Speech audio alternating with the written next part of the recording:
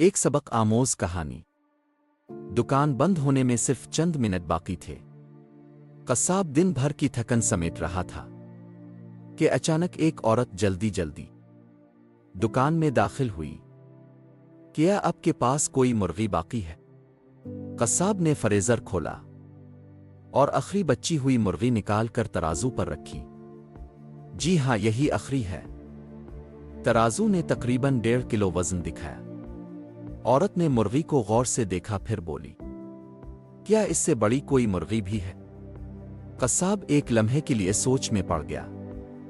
فروخت کا موقع ہاتھ سے نہیں جانے دینا چاہتا تھا۔ اس نے وہی مرغی دوبارہ فریزر میں رکھی، چند لمحے انتظار کیا، پھر نکال کر ترازو پر رکھ دی۔ اس بار اس نے چالاکی سے اپنا انگوٹھا ترازو پر دبا دیا۔ وزن 2 کلو ظاہر ہوا۔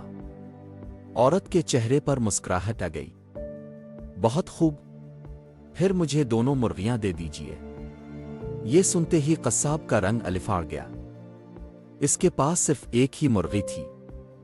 ایک لمحہ پہلے جو خود کو بڑا ذہین سمجھ رہا تھا، اب اپنی ہی چال میں بری طرح پھنس چکا تھا۔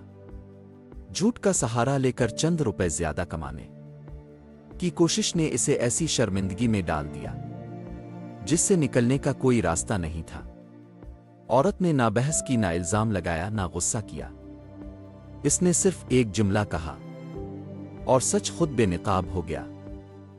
زندگی میں اکثر ایسا ہوتا ہے، وقتی فائدے کے لیے بولا گیا ایک جھوٹ کی گئی، ایک بے ایمانی انسان کی ساری ساکھ کو خطرے میں ڈال دیتی ہے۔